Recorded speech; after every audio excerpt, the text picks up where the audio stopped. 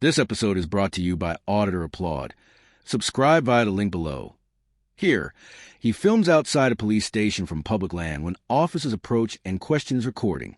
The situation escalates, and he challenges their actions while focusing on legal accountability rather than backing down. And that's why you're filming inside Sussex police premises? Well, first of all, could you actually identify yourself properly for me? Yeah, of course. My name's Inspector Simon Barden. I'm one of the duty inspectors up in our Inspector? Simon Barden. Simon Barden, okay. So I work in the Force Contact Control Room, so I'm just wondering why you're stood on our property filming into... No, I'm stood on public property. Okay. So let's verify that. But you're filming into private property? It makes no difference. It does. Why is that? What law am I breaking? Because you're filming private property and you haven't... It makes no difference. Well, it does. You can't film into private property. Yes, I can. Okay, under what law? Okay. The law is I can film whatever I can see in public. Okay, you can't trespass the eye. From the start, there is confusion about the legal position on filming in public in the UK. Generally, recording from public land is permitted. When questioned, the inspector asks for a specific law, which escalates the exchange. The main point raised is that restricting filming would require a clear legal basis. This is supported by established legal principles, including protections under Article 10 of the European Convention on Human Rights covering freedom of expression. Members that are coming in, you're putting their security at risk because you could potentially... I'm not putting anyone's security at risk. But you could be, couldn't you? No, that's a presumption, okay? I'm not doing anything wrong. No, it's not a presumption because I said you could. I didn't say you were, okay. I said you could be. So that's not a presumption, that's me suggesting that you could be. Okay, and how would I be putting their safety at risk then? So what are you doing with those films? Well, it's for personal use. Okay, what personal use? Are you going to be sharing those online? I don't know. Whatever personal use I wish. Okay.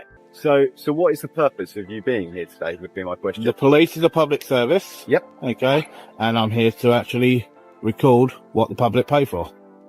Okay, but this isn't a police station, this is police headquarters. It makes no difference. The public still pay for it. Okay, I don't understand what you're trying to achieve though, because if you want to make sure... I'm not trying to achieve anything, I'm just filming what the public pay for. Okay, but if you're trying to prove that the public paying and getting value for service, surely you'd be better... I didn't say that, I didn't say that at all. So what did you say? Okay, I said I'm just here to film what the public pay for, that's it. Okay, for what reason? Instead of accepting that filming from public land is generally legal, the inspector begins asking questions about the purpose of the recording, such as what will be used for and why it is being taken. The key point raised is that members of the public are not typically required to explain or justify lawful filming in public spaces. IT has also noted that Article 10 of the Human Rights Act protects freedom of expression, which can include photography and video recording in public areas. And do this. That's irrelevant. Okay, I feel like I've come down to have a conversation with you and engage with you, and you're not particularly willing to engage. Yeah, but that conversation is irrelevant. Okay, that's called fishing for information. It's not called fishing. It's called engaging with someone. It's called. Yeah, I'll have a conversation about whatever you want. Okay, but whether or not I've been here or not, or whether or not I'm actually filming, I'm just doing exactly what I'm perfectly lawfully allowed to do. What my concern would be is that, do you pose a security threat? Okay, your concern and what the law is are two different things. No, they're not. Yes, they are. They're not. Yes, they are. No, they're not. Okay, your feelings and what you feel is not the law. Okay, right. What I'm doing is perfectly lawful. Not if you pose a security threat. In what way? You still haven't answered that. Have you answered my question? Okay, you still haven't answered that. Have you answered my question? I don't need to answer your question. And I don't need to answer your questions. When the inspector raises security concerns, the justification is questioned due to the lack of a clear legal basis. The key point made is that any restriction on rights would normally require reasonable suspicion of wrongdoing, rather than subjective discomfort or assumptions.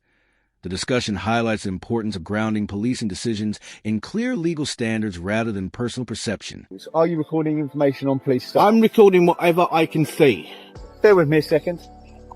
Why are you filming here? Because I'm well within my legal rights to do so. But why? It's a public service that the public pay for. Have you a keen interest in the police? Okay, I have an interest in all public services. So do you do this on a regular basis? Okay, that's irrelevant. Well, rather than filming us, why don't you ask us the questions and if you're interested in the police, first of all, okay, if I had been approached correctly, okay, then I would have. Okay, but your inspector hadn't. Okay, you've come out, you've made an allegation. okay, towards me. An allegation. No, you did. You made an allegation that your staff, okay, are alarmed and distressed, okay? Yes, you should know, as a constable, okay, you cannot be alarmed and distressed. Any person feel harassment or distress. Not when you're an officer. It is case law, and you cannot. Let's have a back You cannot be. But let me speak. Let me get my point across so you can get yours. Okay? I can film whatever the eye can see, sir. Okay, but this is what I'm saying. Okay, you've said what you want, so let me speak.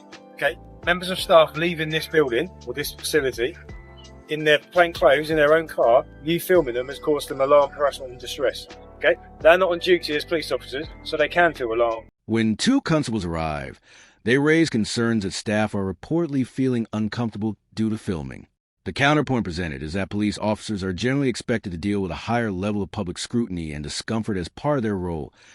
IT has also noted that whether staff are in uniform or plain clothes does not automatically change the legal position regarding filming in public or on police property, and that accountability still applies. Here, all the way round, inside this property, okay, I can film. It doesn't matter. When we book off our system off duty, we're off duty. However, what we are going to clarify is whether what you're standing on is private land. So it's publicly accessible. No. It's publicly accessible under Section 33 of the Criminal Justice Act. We're going to find out whether this part that you're standing on is private. But then if you can show me the actual signs that state private property along there, okay, no public access, then fine, I will move on. Okay, but there are no signs, and it's publicly accessible. What is your name, young man? It's irrelevant. You've clearly come here for an argument. No, I haven't. So no, I haven't. Of being here, then? Because I want to film. Film what? Film what? Okay, what the public Film pay us for. leaving a building. No, I'm filming what I can see.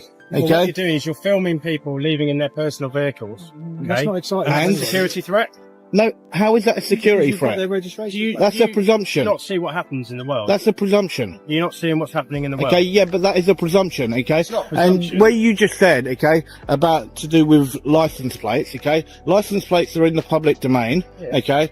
You guys have access to that information. You're putting that on YouTube in your specific... Who said that? Who said that? Whoa. Hang on a minute. Whoa, hang on. Hang on. No. You said that. I haven't said it. No, don't shout at me. Listen to me. Do not shout at me. No, don't shout at me. So let me have my piece. Please do not shout at me. Let me have my piece then. Yeah, as long as you don't shout at me. When the constables raise security concerns about filming number plates, that claim is challenged. Number plates are public information by design, and authorities already have access to registration data through official systems. This leads to questions about whether security concerns are being used as justification in this situation. Public servant, okay? I am here as a member of the public to film public property, okay, and a public service that the public pay for, okay? I'm doing a completely lawful activity, okay? I'm breaking no law, I'm committing no crime, right? And I shall carry on about my business, okay? If you decide that you want to harass me, then you carry on and do that, sir. The issue you have... Could you step back a little bit, what please? you're doing is you're causing our colleagues harassment, alarm and distress. Would you mind stepping back a little bit, please? You're causing our colleagues harassment, alarm and distress. Would you mind stepping back a little bit, please? Okay. Why don't you step back further over there to No, because I moved to here and you came to me. Okay? I'll come just to because you. Because it's strange and I'm asking you why you're filming. And you walk to me. I'm asking you why you're filming. If you don't want to be that close to someone, then don't walk up to them that way. Listen to me for a minute. Okay? If you ask your colleague to step back, I will talk with you. No, he's walked right the way up. Now, this is me feeling alarm and distress. He's not in your personal space. Yes, he is. Okay? He's well within an arm's reach. Okay? After discussion escalates, the officer moves closer and applauds personal space. This raises concerns about appropriate professional distance and conduct during interactions. A warning is then issued about not touching, despite no physical contact occurring, which is presented as a precautionary statement. The situation highlights differing interpretations of intent and boundaries during the encounter. So let's get that right. I did not touch you. Don't touch me. Okay? Touch me and you get I did not touch you. So you need to be quiet on that one. Okay? Don't tell me I touched you when I did not touch you. Don't touch me. I did not touch you. It's all on camera. Okay? I did not touch you. Don't tell me do I understand. Okay? Do not tell me, okay? He's got a real attitude problem. Yes, he has. Sir, you're not listening. If you'd like to talk to me for a second, that's great. fine. Okay. So, I just wanted to clarify some things. You're right, this is a public area. You are entitled to film here. However, your behaviour is causing our staff harassment, alarm and distress. Who's that then? So we've had members of our staff complaining about you filming them, leaving the premises, and that is causing them harassment, alarm and distress. As a police officer or police car, they cannot be the victim of being alarmed alarmed in distress. Yes, no, they cannot. You need to actually look at that. It is case law and it is there. Sir, listen to me. Yes, Okay. they can. No, they cannot. Yes, they can. So as such, Okay. under Section 50 of the Police Reform Act 2002, I'm going to ask you to provide me your details, Okay, your name right. and address. Now, I will actually state this, okay? Under Section 50, Yep. okay, the Police Reform Act, Yep. okay, there has to be a member of the public within 150 metres of me. No, there okay? doesn't. Yes, they No, do. there doesn't, okay? because the Right, you legislation- will not be the- getting my the- the- details. So if you refuse to provide those Okay. details, you're liable to be arrested. You will not get my details. I'll tell you that straight because That's I've fine. done nothing wrong. That's fine. I'm going to ask you again. You have. Okay. You've caused our staff harassment, alarm, distress. And I'm going to tell you no. There is concern around your behaviour and how it's making our staff feel. And I'm gonna so tell I'm you make no. that request from you to provide me with your name And and I'm going to address. tell you no because I've done nothing wrong. Please. You're under arrest. Okay, right. Hang on. Just before you do, When the inspector returns, the situation continues without improvement. The use of Section 50 of the Police Reform Act is then raised regarding ID requests. IT has argued that these powers are limited to specific situations involving antisocial behavior. When Plaud refuses to give details, the situation escalates to arrest, which is later described as a contested decision. Got one offer, okay, that got turned down, Who's that and then? we now So have we've a had members of court our date staff for the complaining end of about you February, filming- so I will filming keep them you updated leaving on that. premises. But you know, I gave you an Section update 50 on of Inspector the Police Reform Barton, Act 2002, and where it should have provide me actually your gone to details. court Okay, at right. the end of Now, I last will actually month. state this, okay? Under And Section basically 50, okay, things the have Police Reform sort of Act, been delayed, okay, there has so to be a I'm now member of the waiting public for within another 150 date metres of me. for Okay, that, and yes, as soon they as do. I have Okay, that, right, I you will let you know. Plaud later provides an update suggesting the case escalated after his arrest under Section 50. He chose not to accept an early settlement and instead pursued the matter in court. Settlements can resolve disputes privately, while court proceedings make the details public. The situation is described as raising questions about how the law was applied, decision-making during the incident, and broader concerns about procedure and accountability within the force.